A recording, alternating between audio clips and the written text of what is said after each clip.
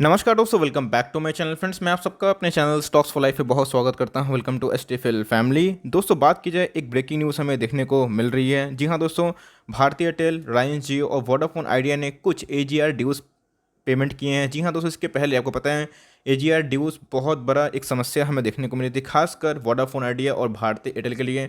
जियो की बात की जाए तो उनको बहुत ही कम भुगतान करना पड़ता है। दोस्तों, एजीआर क्या होता है आपको पता है।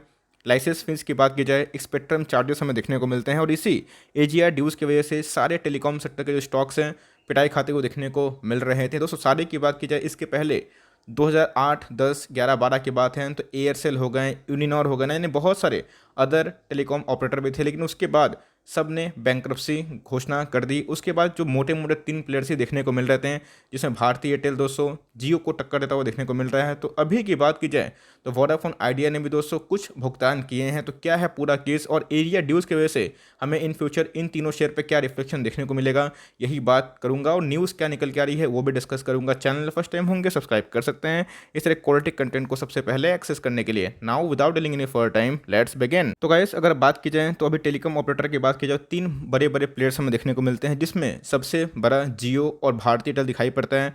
वोडाफोन आइडिया की बात की जाए तो वो भी दिखाई पड़ रहे हैं। तो अगर आप देखें तो एयरटेल, वोडाफोन आइडिया एंड जियो पे ₹5,000 करोड़ इन एजीआर ड्यूज रिपोर्ट के माध्यम से हमें पता चल रहा है। एकदम दोस्तों आज की लेटेस्ट खबर देखने को मिल रही है।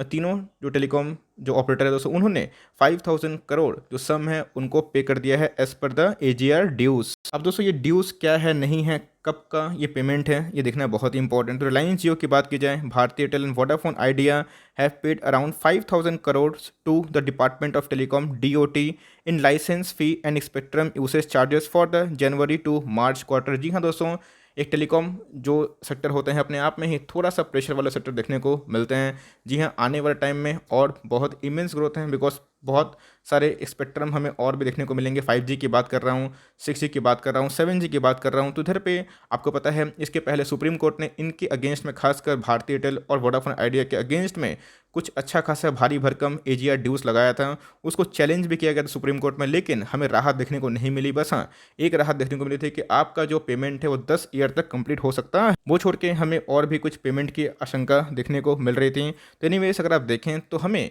ये देखने को मिल रहा है कि 5,000 करोड़ पेमेंट करना अपने आप में ही एक गुड न्यूज़ है। ये बतलाता है कि इनके मैनेजमेंट, इनकी कंपनी कैपेबल है। अगर आप रेवेन्यू वाइज देखें तो जी हाँ दोस्तों, भारतीय एयरटेल को मैं कंटिन्यूसली कवर कर रहा हूँ, बिकॉज हर एक फ्रंट में, चाहे वो एक्टिव यूज़र की बात की जाए या फिर न्यू यूज़र की, तो वो रिलायंस जियो से ज़्यादा हमें बढ़ाते हुए देखने को मिल रहा है। यस, ये बात की बात है कि वोडाफोन आइडिया पीछे रह रहे हैं, लेकिन हाँ, वोडाफोन आइडिया ने 215 महीने के बाद एक्टिव यूज़र में बढ़ोतरी दिखाई है, जो अपने आप में बहुत बड़ी बात है। तो इधर आप देखें तो जनवरी, फरवरी, मार्च का जो क्वार्टर है, इधर पे पेमेंट आते हुए देखने को मिल रहा है। आगे दोस्तों न्यूज़ को पूरा कंप्लीट कवर करूँ तो आप देख सकते हैं कि 3 telecoms have made the payment without any delay. ध्यान रखिएगा दोस्तों, एनी डिले का मतलब कि बिना कोई इंटरप्शन का, बिना कोई देरी की पेमेंट करना, मतलब इनके अच्छे खासे रेवेन्यू हो रहे हैं। जी हाँ, कोरोना क्रैश में बात की जाए इनके बिजनेस ठीक ठाक चल रहे थे और खासकर भारतीय एयरटेल और रिलायंस जियो कमांड कर रहा था। The January to March quarter dues need to come in by March 25 if there is a small balance that is paid by end of March, since it is financial year closing, the Economic Times reported, citing an industry executive. Unlike this quarter, cash strap VI had earlier delayed payment in the previous quarter। इसका पहले पता है आपको friends कि Vodafone idea ने ये payment क्या किया था, थोड़ा डिले कर दिया था। But as per the numbers of the last quarter ended December 31, Airtel has paid around 1,600 crore, Jio about 2,000 crore and VI means Vodafone Idea around 1,000 crore, जो अपने आप में ही एक अच्छा खासा नंबर्स दिखाई पड़ते हैं। अगर आप देखें दोस्तों तो ये क्लियर कट भारतीय एयरटेल की बात की जाए, वोडाफोन आइडिया की बात की जाए, यस ड्यूज़ की बात की जाए तो रिलायंस जियो बसता हुआ दिखाई पड़ रहा है, लेकिन भारी भरकम ड्यूज़ दोस्तों अभी भी भारतीय एयरटेल और वोडाफोन आइडिया पे दिखाई पड़ती है। तो भारतीय एयरटेल की बात की जाए तो जी हाँ दोस्तों, भारतीय एयरटेल के ऊपर आप देख सकते हैं कि पेंडिंग है ड्यू कितना का, ₹26,000 करोड़, लेकिन इनकी मैनेजमेंट सही है, इनके रेवेन्यू बढ़ते हैं। और जैसे मैंने बताया कि एक्टिव यूज़र की बात की जाए या फिर न्यू मोस्ट सब्सक्राइब्ड यूज़र, तो ये बढ़ाते हुए देखने को मिल रहा है। तो रेवेन्यू में स्पाइकअप हो रहा है, तो अपने आप में ये कल ड्यूज़ भी क्लियर हो जाएंगे। अगर आप देखें वोडाफोन आइडिया पे अभी भी दोस्तों 50,400 करोड़ का बकाया दिखाई पड़ता है।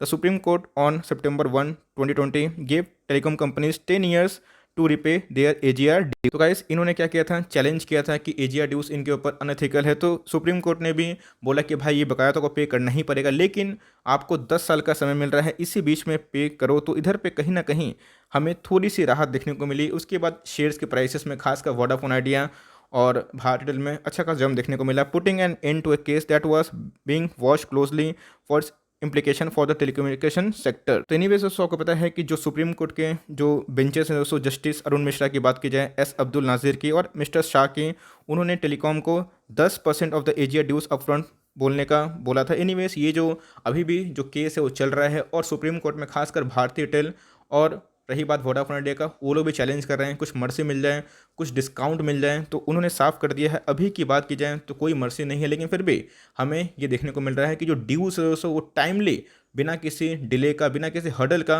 वो पेमेंट आता हुआ देखने को मिल जा रहा है। तो गाइस ये तो पॉजिटिव सेंटीमेंट ट्रिगर करता है सारे टेलीकॉम ऑपरेटर के, लेकिन दोस्तों आप देख सकते हैं कि वोडाफोन आइडिया का जो शेयर प्राइस है 9 रुपये के लगभग दिखाई पड़ता है। लास्ट डे की बात की जाए 3.5% अब दिखाई पड़ता है, लेकिन अगर आप देखें ऑल टाइम चार्ट के अकॉर्डिंग तो इधर पे अभी भी दोस्तों इसने कुछ रिटर्न बना के नहीं दिए हैं।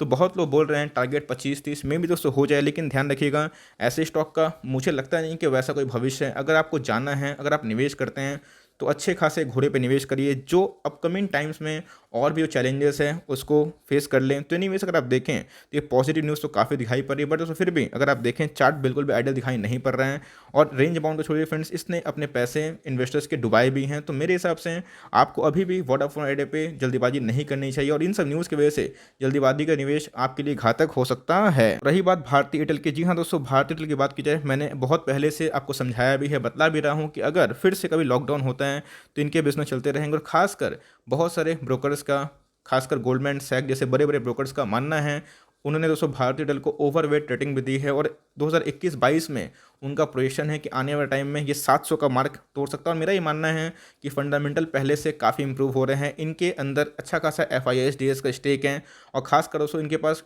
सफिशिएंट अमाउंट ऑफ रिजर्व और सरप्लस भी देखने को मिलता है। यस एक डेट है, लेकिन जिस हिसाब से कंपनी प्रोग्रेस कर रही है तो फंडामेंटल दोस्तों इंप्रूव हो रहे हैं डे बाय डे। तो इधर पर अगर आप देखें तो भारती एयरटेल पे दोस्तों एक रेंज बाउंड दिखाई पड़ता है। तो इन्वेस्टर के लिए अपॉर्चुनिटी कहाँ पे होती है फ्रेंड्स, अगर आप रिलायंस में निवेश किए हैं तो ऑफकोर्स रिलायंस एक समूह है बिजनेस का, उसमें RRVL भी है, पेट्रोकेमिकल भी है, ऑयल रिफाइनिंग भी और जियो भी है ना। तो उधर पे निवेश करना आइडियल होता है, लेकिन उसको छोड़ के कोई टेलीकॉम में निवेश करना चाहते हैं तो जी हाँ दोस्तों भारतीय एयरटेल में चाहे तो एक लेवल्स पे एंट्री कर सकते हैं। करंट मार्केट प्राइस की बात की जाए इसके पहले 500 के लेवल पर आया था, मैंने बोला था कि आप ऐड कर सकते हैं, उसके बाद 523 के लगभग दिखाई पड़ रहा है। तो ये अगर पॉजिटिव सेंटीमेंट ट्रिगर करता है, लॉकडाउन फिर से आती है तो इनके बिजनेस चलेंगे तो मे भी दोस्तों एक नया हाई बनाते हुए देखने को मिल जाए।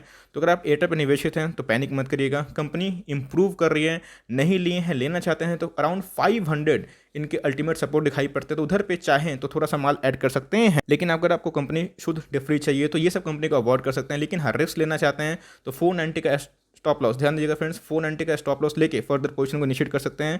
बिकॉज न्यूज़ तो काफ़ी अच्छी है तो आपको होल्ड करना पड़ सकता है अगर आपको रिटर्न चाहिए। लेकिन हाँ अगर आप 600 पे लिए हैं, 575 पे लिए हैं, इसके पहले मैंने 600 पे एग्जिट किया था आपको पता है और फिर से खरीद लिया था, तो इधर पे एक पोजिशनल करने का और स्विंग करने का दोस्तों बहुत अच्छा मौका देता है। ओवरऑल कंपनी बुरी नहीं है, लॉन्ग टर्म का विचार रखते हैं तो ही निवेश करिएगा अराउंड 500 और एसएल लेके काम करिएगा, चाहे तो थोड़ा डीप भी कर सकते हैं 470 का। लेकिन मेरे हिसाब से भारतीय एयरटेल दोस्तों अच्छा खासा इन्वेस्टर्स के जो इंटरेस्ट को अभी अट्रैक्ट कर रहा है और मेरे हिसाब से लॉन्ग टर्म में जियो को टक्कर देने वाली भी कंपनी है, तो एक अच्छा खासा इनके ग्रोथ हो सकते हैं और मेरे हिसाब से दोस्तों असली बाजीगर यही है। तो एनीवेज ऐसे स्टॉक को टॉप पे मत लीजिएगा और कभी गिरे तो एक सपोर्ट पे लेके MOS लेवल फाइंड कर सकते हैं, मार्जिन ऑफ सेफ्टी, जहां पे आपको सही प्राइस पे मिले। तो यही छोटी सी अपडेट थी कि हमें टेलीकॉम्स में क्या न्यूज़ देखने को मिल रहे हैं। आई होप दोस्तों ये वीडियो आपके लिए इन्फॉर्मेटिव था, कंटेंट सही लगा तो एक लाइक कर देगा, चैनल फर्स्ट टाइम होंगे तो याद से सब्सक्राइब भी करना ना भूलें।